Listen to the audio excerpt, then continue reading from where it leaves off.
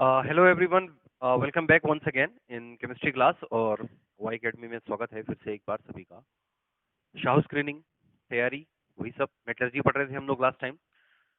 तो मेटलर्जी में हम लोग मेटल और नॉन मेटल की केमिकल और फिजिकल प्रॉपर्टी और उनकी डेफिनेशन वाला जितना भी पार्ट है, यानी कि जो मेटल और नॉन मेटल से रिलेटेड जितना पार्ट है वो हम खत्म कर चुके हैं। इसके बाद चैप्टर में जो अगली इंपॉर्टेंट चीज है वो है मेटलर्जी। ठीक है ना। मेटलर्जी क्या है?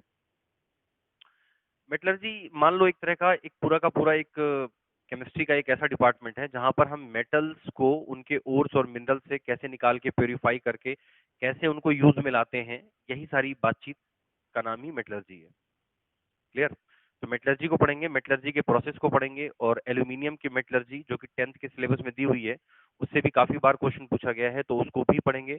तो बेसिकली हमको यही सारी चीजें पढ़नी है। मेटलर्जी में काफी कुछ है पढ़ने लायक और क्वेश्चन भी बहुत ज्यादा पूछे जाते हैं इससे, तो ये भी एक इंपॉर्टेंट पार्ट है, हम इसको भी पढ़ते हैं। ठीक।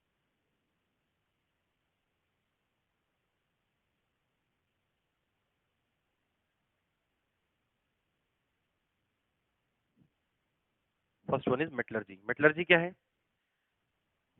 तो मैंने बताया कि मेटलर्जी का मतलब हो गया कि metallurgy it's it's a process. ठीक है ना। ये एक तरह का प्रोसेस है, ये कोई ऑब्जेक्ट नहीं है। मेटलर्जी किसी ऑब्जेक्ट का नाम नहीं है, ये एक तरह का प्रोसेस है जिसमें हम लोग मेटल्स को, मेटल कहाँ मिलते हैं? मेटल का सोर्स क्या है? मेटल का सोर्स है अर्थ क्रस्ट। अर्थ क्रस्ट में मेटल मिलते हैं हमको। तो अर्थ क्रस्ट में से मेटल निकाल के उसको प्योर करके वहां पर यूज में लाने का जो पूरा जो साइंस है, जो पूरा उसका, उसी को बोलते हैं मेटलर्जी। ठीक है ना। तो उसमें लिखते हैं it is a process to to obtain metal from ores and purify it, to obtain metal from ores and purify it. तो पूरा का पूरा ये एक अच्छा खासा बड़ा प्रोसेस है जिसमें मेटल्स को उनके अर्थ क्रस्ट और मिनरल्स ओर से उनको निकाल के उनको प्योरिफिकेशन किया जाता है। इसी पूरे प्रोसेस का नाम है मेटलर्जी। ठीक। अब मेटलर्जी के कुछ टूल्स होते हैं जिनको हमें पता होना चाहिए। मेटलर्जी के कुछ टूल्स हो गए, जैसे कि मान लो कुछ कुछ पॉइंट्स हैं इसमें जिसके बारे में हमें पता होना चाहिए। तो सबसे पहला आता है मिनरल। मिनरल्स मिनरल्स क्या है? तो देखो, अर्थ क्रस्ट ही मिनरल है एक तरह से। मान लो मिनरल का मतलब ये हो गया, मिनरल को काफी अलग अलग तरीके से डिफाइन किया जा सकता है। जब आप 6 7 में मिनरल के बारे में पढ़ेंगे तो मिनरल वहां पर कुछ और होता है, यहाँ पर मिनरल अलग होता है। कोल एंड पेट्रोलियम को भी हम मिनरल ही कह देते हैं, कई बार उनको भी मिनरल बोल देते हैं। लेकिन मेटलर्जी जब आप पढ़ते हो, केमिस्ट्री जब आप पढ़ते हो, तो इसमें मेटलर्जी जब पढ़ते हैं तो उसमें यहाँ पर मिनरल का मतलब ये है ऐसा अर्थ क्रस्ट जिसमें मेटल मिलने की पॉसिबिलिटी हो, जिसके अंदर मेटल हो। एक मेटल भी हो सकता है, दो तीन चार, काफी तरह के मेटल भी हो सकते हैं। तो मिनरल्स ऐसे अर्थ क्रस्ट हैं जिसमें मेटल प्रेजेंट है। ठीक है ना। Minerals minerals means the earth crust contain metals. तो देखो, सारे अर्थ क्रस्ट में तो मेटल नहीं होगा, ऐसा तो नहीं है कि जितने भी अर्थ क्रस्ट है सब में मेटल हो भी सकता है, नहीं भी हो सकता है। तो ऐसे अर्थ क्रस्ट जिसमें मेटल है उसी अर्थ क्रस्ट को कहेंगे मिनरल। ठीक, जिसमें मेटल प्रेजेंट है। अब मिनरल के आगे की बात करें तो फिर आता है ओर्स। अब ये ओर्स क्या है? तो ओर्स असल में कुछ नहीं है, ओर्स एक तरह का मिनरल ही होता है। ठीक है ना। मिनरल्स ही और कुछ खास तरह के मिनरल को और कहा जाता है, ऐसा मान लो। तो सबसे पहले चीज आती है मिनरल जिसमें मेटल है, और मतलब जिसमें मेटल, और मतलब ऐसे मिनरल जिसमें से मेटल को आसानी से निकाला जा सके, प्रॉफिटेबल तरीके से निकाला जा सके, इकोनॉमिकल तरीके से निकाला जा सके, यानी कि फायदे का सौदा हो, कुछ ऐसा होना चाहिए। अब क्या होता है कि मिनरल का मतलब हो गया कि कोई भी ऐसा अर्थ जिसमें मेटल है। अब हर मिनरल में से मेटल को आसानी से या प्रॉफिटेबल तरीके से नहीं निकाला जा सकता। देखो, ये सब इतना जो प्रोसेस होता है, आपको समझो, कोई इंसान अर्थक्रस्ट से मिनरल को निकालेगा क्यों? अर्थक्रस्ट से मिनरल पहचानेगा और फिर उसमें से मेटल निकालेगा, प्योरीफाई करेगा, ऐसा क्यों करेगा? प्रॉफिट के लिए। भाई हम इतनी मेहनत करेंगे, हम मेटल मतलब मिनरल्स निकालेंगे, उसके अंदर से मेटल निकालेंगे। अगर हम इतनी मेहनत करने वाले हैं, इतना कुछ करने वाले हैं, तो इसके पीछे का कोई फायदा तो हमें दिखना चाहिए ना, कुछ फायदा तो होना चाहिए ना इस बात के लिए। तो बस उसी फायदे के लिए हम ये सारे काम करते हैं, है कि नहीं है? उसी फायदे के लिए हम ये सारे काम करते हैं। तो यही हमें समझना है कि ओर्स ऐसे मिनरल हैं जिनमें से मेटल को, तो ओर्स क्या है? The minerals from which metals can be obtained easily। ठीक है ना। आसानी से, ज्यादा मेहनत ना करनी पड़े, मेहनत तो करनी पड़ सकती है लेकिन प्रॉफिटेबल होना चाहिए, इजिली एंड इकोनॉमिकली, अच्छे से, ठीक है ना। तो ऐसा मान लो मिनरल्स क्या है, जिसके अंदर मेटल है, और ऐसे मिनरल जो बेस्ट मिनरल हैं, जिनमें से सबसे ज्यादा फायदा होने वाला है, जिनमें से सबसे ज्यादा आसानी से बहुत ज्यादा मेटल मिलने वाला है, प्रॉफिट काफी बड़ा होने वाला है, तो ऐसे मिनरल को ही हम लोग कह देते हैं ओर। ठीक है। ऐसे मिनरल जो फायदे का सौदा दें, जिनमें प्रॉफिट होने की संभावना ज्यादा हो, जिनमें से मेटल आसानी से निकले और ज्यादा निकले, कंसंट्रेशन मेटल का बहुत हाई होना चाहिए, तो ऐसे मिनरल को कहते हैं ओर। ठीक है ना। बेसिकली खैर, ठीक है ना, यही चीज है। तो यहाँ पर फिर एक पॉइंट और आता है, एक बात हमेशा याद रखना, ऑल ओर्स आर मिनरल, जितने भी ओर हैं वो सारे के सारे मिनरल हैं, बट जितने भी ओर हैं, देखो हर ओर कहीं ना कहीं एक मिनरल है कि नहीं है। भाई मैंने क्या बोला, ओर की हम डेफिनेशन क्या दे रहे हैं, द मिनरल, ऐसे मिनरल जिसमें से मेटल को आसानी से निकाला जा सके, तो इसीलिए कहेंगे कि सारे के सारे ओर मिनरल हैं। All ores are mineral but all minerals can't be ore. लेकिन जितने भी मिनरल हैं वो ओर नहीं हो सकते, लेकिन हर ओर कहीं ना कहीं एक मिनरल है। तो पहले तो मिनरल आता है, मिनरल का मतलब किसी चीज में मेटल है, और उसके बाद जो बेस्ट मिनरल हो उसमें से उसको हम ओर कहेंगे। तो जितने भी ओर हैं वो सारे के सारे मिनरल तो हैं, लेकिन हर मिनरल ओर नहीं हो सकता। तो ये फर्क समझना। इसके ऊपर भी कभी कभी एमसीक्यू क्वेश्चन आ जाता है। मान लो 4 ऑप्शन आपको दे देगा, पूछेगा which of the following is not true, या which of the following is false, which of the following is true, इस तरह से कुछ भी दे देगा। तो उसमें कुछ इस तरह के स्टेटमेंट आ जाते हैं कि all ores are mineral but all mineral can not be ore, या दे देगा all ores are mineral and all minerals are ore. तो इस तरह से कुछ पलट के दे देगा। तो ध्यान रखना, ओर ही मिनरल है, हर मिनरल ओर नहीं हो सकता। सिर्फ वही मिनरल ओर है जिसमें से मेटल को इजीली, इकोनॉमिकली, प्रॉफिटेबली निकाला जा सके। ऐसे। फिर जब ओर पढ़ते हैं तो ओर के बाद फिर इसमें एक और चीज आती है जिसके बारे में हमें जानना चाहिए, जैसे कि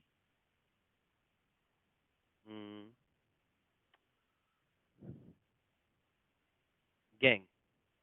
ठीक है ना, ये गैंगू लिखा हुआ है लेकिन इसको पढ़ते गैंग है। ठीक है ना। गैंग क्या होता है, देखो जरा समझना। मान लो जैसे हमको ओर मिली, सपोज करो हमने ये ओर निकाली, इसको हम ओर कहेंगे, और ओर मान लो ये है आयरन की ओर है, सपोज करो आयरन मेटल की ओर हमने निकाली है। अब आयरन ओर का मतलब क्या है कि ये पूरी की पूरी आयरन की बनी हुई है क्या? क्या ये पूरा का पूरा जो अर्थकश का पार्ट है ये पूरा आयरन का बना है? ऐसा तो नहीं हो सकता भाई। इसके अंदर बहुत सारी चीजें होंगी। इसके अंदर क्या होगा, इसके अंदर होगा सैंड, इसके अंदर होगा सिलिका बोलो या सैंड बोलो, वैसे एक ही बात है। इसके अंदर होगा क्ले, इसके अंदर होगा रॉक्स, छोटे छोटे पत्थर होंगे, स्टोन होगा, और इसी के अंदर मेटल भी प्रेजेंट होगा। मेटल के अलावा भी उसके अंदर बहुत सारी ऐसी चीजें हैं, अनवांटेड चीजें जो हमें नहीं चाहिए। भाई इसके अंदर मिट्टी है, इसके अंदर सैंड है, इसके अंदर पत्थर हैं छोटे छोटे, उन्हीं सब के अंदर कहीं ना कहीं मेटल भी हमारा छुपा हुआ है। तो उसमें से हमको मेटल को निकालना है, बाकी sand, silica, clay, rock, stone ये सब हमें नहीं चाहिए। तो ये सब क्या है, अनवांटेड पार्टिकल। तो गैंग क्या होता है, gang unwanted, gangs are the unwanted particles of ore in the form of, किस फॉर्म में वो रहते हैं, in the form of clay, rocks, stone, silica. ठीक है ना, इस फॉर्म में। यानी कि अब कुल मिला के देखो, एक बात समझना, सबसे पहले हमको मिलता है मिनरल। ठीक। ऐसा अर्थ का जिसमें मेटल मिल जाए, जिसमें मेटल हो प्रेजेंट, उसको हम कहेंगे मिनरल। फिर मिनरल में से हम बेस्ट वाले मिनरल निकालेंगे जो सबसे बढ़िया होंगे, जिसमें सबसे ज्यादा मेटल हो, आसानी से निकले, ज्यादा पैसा हो, ज्यादा फायदा हमको मिले, ऐसे को हम बोलेंगे ओर। ठीक। अब ओर हमने निकाल लिया। अब ओर के अंदर सिर्फ मेटल ही तो नहीं है ना, मेटल के अलावा भी बहुत सारी चीजें हैं जो हमारे काम की नहीं है। तो वही चीजें जो हमारे काम की नहीं है, अनवांटेड पार्टिकल ऑफ ओर, ओर के अंदर अनवांटेड पार्टिकल जो क्ले, रॉक, इन फॉर्म में रहते हैं, उसी चीज को हम बोलते हैं। तो ये कुछ बेसिक फंडामेंटल टूल्स हैं मेटलर्जी को समझने के लिए, जो आपको जरूर आने चाहिए, इसके बिना काम नहीं चलेगा। ठीक है। तो ये तो छोटी मोटी चीजें हो गई कि जिसके बारे में जानना बहुत जरूरी है हमको। इसके अलावा भी कुछ चीजें होती हैं, जैसे फ्लक्स होता है, ठीक है ना, स्लैग होता है। तो उसके बारे में बहुत ज्यादा जानने की जरूरत नहीं है, लेकिन बस ऐसे ही समझ लो नॉर्मली। कुछ चीजें और भी होती हैं। फ्लक्स, एक होता है फ्लक्स, एक होता है स्लैग। ये 2 पॉइंट्स हमें और समझने चाहिए। फ्लक्स क्या होता है, ऐसी नॉर्मली समझ लो, बुक में मेंशन नहीं है तो इस पे क्वेश्चन पूछने की संभावना भी कम है, क्योंकि बुक में इसके बारे में कुछ दिया नहीं है। फ्लक्स का मतलब हो गया कि मेटलर्जी प्रोसेस के दौरान मान लो कुछ ऐसी इंप्योरिटी है। देखो सबसे पहले क्या होता है कि जब हम ओर को लेकर आते हैं तो सबसे पहले हम उसका कंसंट्रेशन करते हैं, उसको प्योरीफाई करते हैं। उसके अंदर से जो भी फालतू की चीजें हैं जो हमारे काम की नहीं है, वो हम निकालते हैं, और उसके बाद मेटल को आगे की मेटलर्जी प्रोसेस के लिए भेजते हैं ताकि हमको प्योर मेटल मिल सके। ठीक है। लेकिन उसी प्रोसेस में क्या होता है कि कभी कभी मान लो कुछ ऐसी इम्प्योरिटी होती है जो नहीं निकल पाती। तो कुछ अलग से अगर ऐड किया गया है, फ्लक्स है स्पेलिंग, अगर कुछ अलग से उसके अंदर ऐड किया गया है केमिकल रिएक्शन के थ्रू, इम्प्योरिटी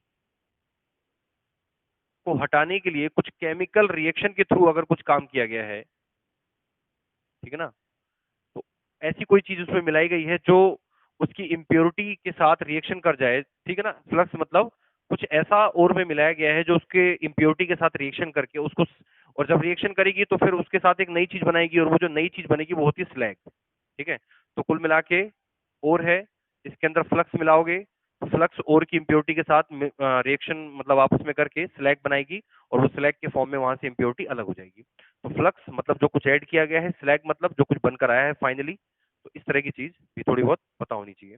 फ्लक्स भी काफी तरह के हो सकते हैं, acidic flux, basic flux, neutral flux, लेकिन वो हमारे सिलेबस में नहीं है तो हम उसको यहाँ पर नहीं पढ़ेंगे, उस पर क्वेश्चन भी नहीं पूछे जाते जनरली। ठीक है, इतना हो गया। इसके बाद अगला है हमारा, फिर हमें कुछ ओर्स पता होने चाहिए, सम इंपॉर्टेंट ओर्स। देखो ओर के ऊपर काफी बार क्वेश्चन किया गया है, काफी बार ओर के ऊपर क्वेश्चन पूछे गए हैं, तो ओर के बारे में थोड़ी बहुत जानकारी हमको जरूर होनी चाहिए। ओर्स के ऊपर क्वेश्चन अक्सर पूछे जाते हैं। तो सारे ओर तो किसी को याद नहीं हो सकते, मतलब बहुत ज्यादा हैं, लेकिन कुछ मेन मेन ओर आप याद रखिए, और जिसमें से कुछ कुछ मेन मेन मेटल्स की ओर आपको ध्यान रखना चाहिए। जैसे आयरन की ओर आप याद रखिए, एल्यूमिनियम की ओर आप याद रखिए, आप कॉपर की ओर याद रखिए, मरक्यूरी, लेड, टिन, इन सब की कुछ मेन मेन ओर हैं वो आपको पता होनी चाहिए। जैसे और एक जिंक की भी ओर कभी कभी पूछी गई है, तो इस तरह की कुछ और आपको याद रखनी चाहिए। कुछ इंपॉर्टेंट और मैं यहाँ पे लिखवा देता हूँ। जैसे मान लो आयरन की ओर की अगर हम बात करें सबसे पहले, तो आयरन की एक ओर होती है हेमेटाइट। ठीक है, हेमेटाइट का फॉर्मूला होता है Fe2O3। एक होती है मैग्नेटाइट। ठीक है, जो मैग्नेटाइट ओर है इसका फॉर्मूला है Fe3O4। तो ये दो और मेन है आयरन की, हेमेटाइट और मैग्नेटाइट। इसके अलावा एक होती है iron pyrite, iron pyrite, Cu ओ सॉरी Fe2। तो ध्यान से देखना, हेमेटाइट और मैग्नेटाइट जो हो रहे हैं वो ऑक्साइड हो रहे हैं। ऐसे क्वेश्चन कई बार पूछा गया है कि इनमें से कौन सी ओर ऑक्साइड हो रहा है या सल्फाइड हो रहा है। तो देखो, किसी भी ओर में एक तो होगा मेटल, भाई अगर ओर है तो किसी न किसी मेटल की है, तो मेटल तो सब में ही होगा। मेटल के साथ में वहां पर ऑक्साइड भी हो सकता है, सल्फाइड भी हो सकता है, कार्बोनेट भी हो सकता है, और क्लोराइड भी हो सकता है, कुछ भी हो सकता है, सल्फेट भी हो सकता है, कुछ भी हो सकता है। तो हेमेटाइट और मैग्नेटाइट ऑक्साइड हो रहे हैं, दिख रहा है साफ साफ कि दोनों में ऑक्साइड है। आयरन पायराइट एक तरह की सल्फाइड हो रहे हैं। पायराइट सल्फाइड और ही होती हैं, कहीं पे स्टार लगा के पॉइंट लिख लो, पायराइट्स और आर सल्फाइड, और पायराइट में सल्फाइड ही देखने को मिलेगा। तो ये तीन मेन और हैं जो हमारी आयरन की हैं, ये जरूर आपको याद होनी चाहिए, इससे क्वेश्चन पूछ लिए जाते हैं कई बार। इसके अलावा अगर हम बात करें, एल्यूमिनियम हमारा बहुत इंपॉर्टेंट है। एल्यूमिनियम पे भी क्वेश्चन बहुत बार पूछा गया है। एल्यूमिनियम की हमारी सबसे ज्यादा इंपॉर्टेंट जो ओर है वो है बॉक्साइट, याद रखनी है बॉक्साइट। ठीक है, बॉक्साइट का फॉर्मूला होता है Al2O3.2H2O, इसको बोलते हैं बॉक्साइट। इसके अलावा एक होता है कोरंडम, एक और होती है, इसको बोलते हैं कोरंडम। ठीक है, कोरंडम और बॉक्साइट लगभग एक जैसे ही है, बस फर्क ये है कि ये सिर्फ Al2O3 है, इसके अंदर .2H2O नहीं होता। फॉर्मूला बिल्कुल सेम है बाकी कोरंडम। इसके अलावा एल्यूमिनियम की एक और बहुत जो मेन और है, क्या बोलते हैं उसको, क्रायोलाइट। क्रायोलाइट आप याद रखना, क्रायोलाइट की जरूरत हमको आगे पड़ती है किसी जगह पे। एल्यूमिनियम की मेटलर्जी के दौरान क्रायोलाइट की जरूरत पड़ेगी। क्रायोलाइट का फॉर्मूला है Na3Al Na3 अल्फा 6, ऐसे कुछ मान लो, Na3 अल्फा 6। ठीक है, तो क्रायोलाइट में एल्यूमिनियम के साथ साथ सोडियम भी प्रेजेंट होता है, थोड़ा बहुत फ्लोरीन भी है, तो इन सबसे मिलकर बनती है क्रायोलाइट। तो ये तीन मेन और हैं जो आपको याद होनी चाहिए एल्यूमिनियम की। ठीक है,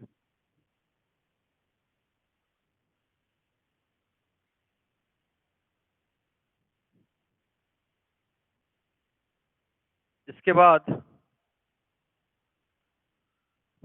हम बात करें अगर जिंक की ओर, ठीक है ना, जिंक की ओर, तो जिंक की हमारी एक सबसे इंपॉर्टेंट ओर है, एक और होती है जिंक की कैलामाइन। जिंक कार्बोनेट को बोलते हैं कैलामाइन, ये क्वेश्चन पूछा भी जा चुका है शाहू के एंट्रेंस एग्जाम में, कैलामाइन। ठीक है, और इसके अलावा एक होती है हमारी जिंक ब्लेंड। जिंक ब्लेंड जो होती है वो सल्फाइड ओर होती है, ZnS। ठीक, ये दो मेन ओर हैं जिंक की जो आपको याद होनी चाहिए, जिंक ब्लेंड और कैलामाइन। इन दो से ही क्वेश्चन ज्यादा पूछे जाने की संभावना रहती है। ओके, इसके अलावा कुछ और की हम बात करें,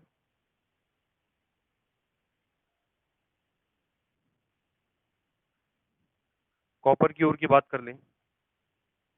ठीक है, तो कॉपर की ओर हमारी है एक तो मेलाचाइट भी एक और हो सकती है कॉपर की, मेलाचाइट। मेलाचाइट क्या होती है पता है? आप लोगों ने उसके बारे में पढ़ा होगा। क्या बोलते हैं, कॉपर का कोरोजन किस तरह से होता है। तो कॉपर का कोरोजन होके जो बनता है उसके अंदर कंपाउंड CuOH का होल ट्वाइस डॉट CuCO3, यही होती है मेलाचाइट। ये ग्रीन कलर का, ये ग्रीन कलर की ओर होती है। मेलाचाइट जो और है वो ग्रीन कलर की है, तो इसको थोड़ा ध्यान रखना। मेलाचाइट के अलावा एक होती है कॉपर पाइराइट, जैसे आयरन पाइराइट थी वैसे कॉपर पाइराइट हो जाएगी। कॉपर पाइराइट, कॉपर पाइराइट का फॉर्मूला होता है CuFeS2। देखो वो आयरन पाइराइट वाला पूरा पार्ट इसके अंदर भी है और कॉपर भी है साथ में, तो इसको कॉपर पाइराइट बोलते हैं। असल में ये कॉपर आयरन पाइराइट है, इसके अंदर आयरन भी प्रेजेंट है। तो कॉपर पाइराइट का फॉर्मूला ये है, इसको ध्यान रखना है इस तरह से। तो मैंने बोला था कि जो पाइराइट ओर होती है वो सल्फाइड ओर ही होती है एक तरह से, सल्फाइड इसके अंदर है। ठीक है, तो ये कुछ दो और मेन है जो कॉपर की हैं। इसके अलावा देखो ये ओर्स वगैरह तो आपको खुद ही याद रखनी चाहिए, इंटरनेट से भी निकाल लो, मेन मेन और मिल जाएंगी आप लोगों को वहां पर। ठीक है, इसके अलावा एक अगर बात किया जाए मर्क्यूरी की, मर्क्यूरी की एक ही और है मेन HGS, इसको बोलते हैं सिनाबार। ठीक है ना, मर्क्यूरी की एक ही मेन और है मर्क्यूरी सल्फाइड, इसको सिनाबार बोलते हैं, याद रखना। क्वेश्चन पूछा गया है cinnabar is the ore of, ऐसे नाम से पूछ लेते हैं तो फिर सिनाबार किसकी ओर है? मर्क्यूरी की ओर है, ऐसे पता होना चाहिए। टिन की एक और है हमारी, टिन, टिन की ओर होती है हमारी SnO2, इसको बोलते हैं कैसीटेराइट। ठीक है ना, कैसीटेराइट।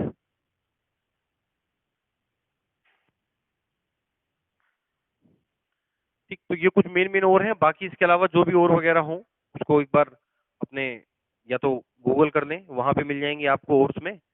ठीक है, जो मेन मेन और हैं। इसके अलावा एक और होती है हमारी यूरेनियम की, उसको याद रखो।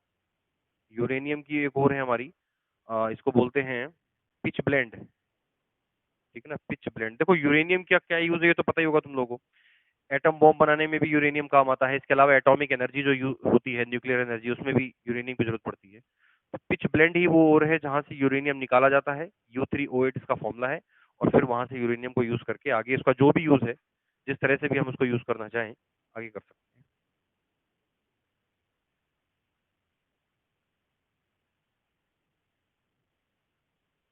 ओके, तो ये बात हो गई हमारी कोर्स की। तो अभी तक क्या सीखा हमने? मेटलर्जी क्या है? The science to obtain metal from earth crust and minerals called metallurgy. ठीक है, मेटल को निकालना अर्थ क्रस्ट से, मिनरल से प्योर करना, बेचना, ये सारी पूरी चीज मेटलर्जी है। मिनरल क्या है? जिसमें मेटल प्रेजेंट हो ऐसा अर्थ क्रस्ट, उसको बोलते हैं मिनरल। और क्या है? बेन ज्यादा निकले, आसानी से निकले, कम पैसों में निकले, ज्यादा पैसों में बिके, फायदा ही फायदा। और हर और मिनरल है लेकिन हर मिनरल और नहीं हो सकता। गैंग क्या है? और के अंदर के वो अनवांटेड पार्टिकल जो हमारे काम के नहीं है, जो उसके साथ में एक पैकेज के रूप में आए हैं, जो हमारे काम के नहीं है, उसको हम उसको निकाल के अलग कर देंगे, उसको बोलते हैं गैंग। ठीक है, फ्लक्स और स्लैग क्या होता है वो भी समझा दिया, और लास्ट में हमारे कुछ इंपॉर्टेंट और हैं जिनको तुम्हें ध्यान रखना है।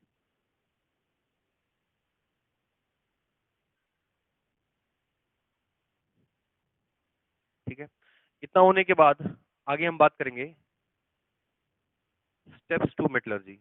मेटलर्जी की कुछ स्टेप्स की बात की जाएगी यहाँ पर, कि मेटलर्जी के क्या क्या स्टेप्स हो सकते हैं, मेटलर्जी प्रोसेस कैसे कैसे करके आगे बढ़ाया जाएगा, क्या है पूरी कहानी मेटलर्जी की, जरा उसको देख लेते हैं। तो देखो मेटलर्जी के स्टेप्स में मेन मेन स्टेप्स इसके क्या हैं, एक बार ऐसे ही समझ लो। तो समझो कि सबसे पहले जब ओर को आप लेकर आए हो, मान लो ओर को जब लेकर आए हैं, तो सबसे पहला हमारा काम क्या होगा? ओर जो है वो पत्थरों के फॉर्म में है, ऐसे बड़े बड़े बड़े बड़े मोटे मोटे पत्थर जैसे होंगे। तो सबसे पहले तो उसको हमको पीसना पड़ेगा, पाउडर फॉर्म में लेकर आना पड़ेगा। तो उस पहले वाले स्टेप्स को बोलते हैं crushing of ore, crushing of ore, और इसी को बोल देते हैं पल्वराइजेशन। ठीक है ना, पल्वराइजेशन, क्रशिंग ऑफ ओर, या जो भी बोल लो, बस क्रशिंग ऑफ ओर ही काफी है, इतना ही। तो पहला काम तो यह है कि ओर को पहले पीस पास के पाउडर फॉर्म में लेकर आना है। क्लियर, ये हो गया। अब जो भी हमारे पास चीज थी वो पूरी की पूरी पाउडर जैसी बन गई है। अब उसी पाउडर के अंदर मिट्टी भी है, सिलिका भी है, उसी के अंदर क्ले भी है और उसी के अंदर हमारा मेटल भी है, सारी चीजें पिस चुकी हैं बिल्कुल। अब अगला काम क्या है, जब इतना हो गया तो उसके बाद हम करेंगे उसका कॉन्सेंट्रेशन। अगला स्टेप है हमारा कॉन्सेंट्रेशन ऑफ ओर्स। ओर्स का कॉन्सेंट्रेशन, इसके लिए और भी वर्ड यूज किए गए हैं, कॉन्सेंट्रेशन बोलो या इसको बेनिफिकेशन बोलो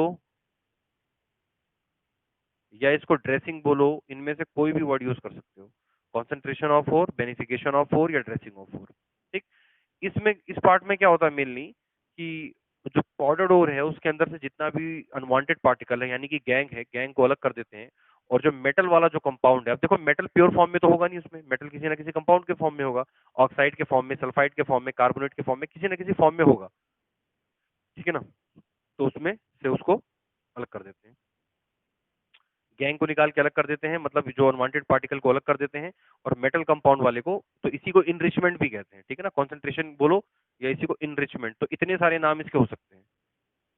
ठीक है, concentration of ore, enrichment of ore, beneficiation of ore या ड्रेसिंग ऑफ ओर, जो ठीक लगे इनमें से कुछ भी बोला जा सकता है।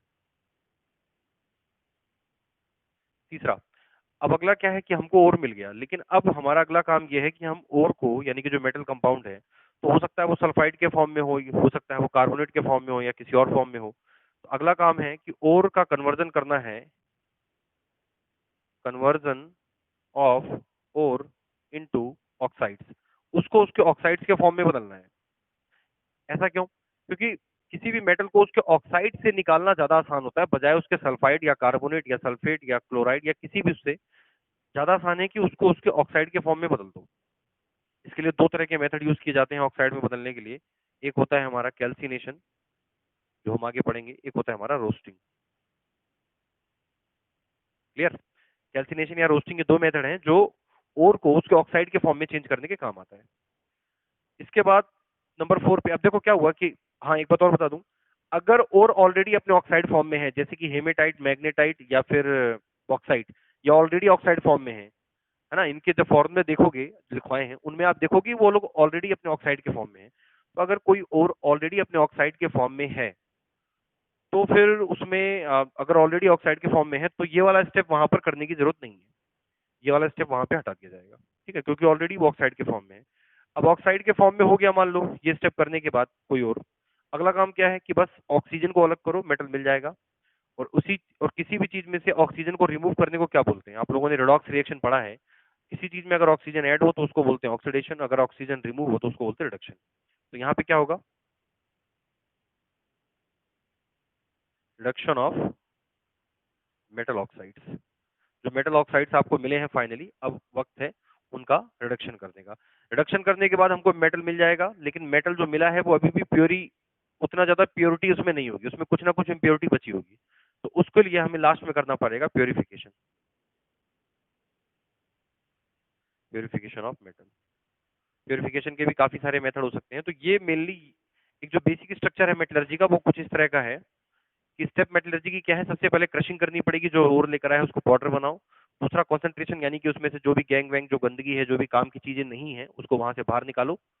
तीसरा है कि मेटल अगर ऑक्साइड के फॉर्म में नहीं है तो उसको ऑक्साइड के फॉर्म में बदलो पहले, और अगर है ऑलरेडी है तो कोई दिक्कत नहीं है, ऑक्साइड में बदल दिया। फिर उसके अंदर से ऑक्सीजन रिमूव करो, जिसको बोलेंगे रिडक्शन, और लास्ट में मेटल का प्योरिफिकेशन। इतना करने के बाद मेटल हमको फाइनली प्योर फॉर्म में मिल जाएगा। अब हम अगले लेक्चर में इनको बारी बारी से देखेंगे, थोड़ा बहुत इनके बारे में जो जो काम की चीजें होंगी, जहां जहां से क्वेश्चन इनके बारे में पूछे जा सकते हैं, उन सारे पॉइंट्स को हम डिस्कस करेंगे। ठीक है, इसी के साथ लेक्चर समाप्त होता है। मिलते हैं अगले लेक्चर में, आगे की बात करेंगे। बाय।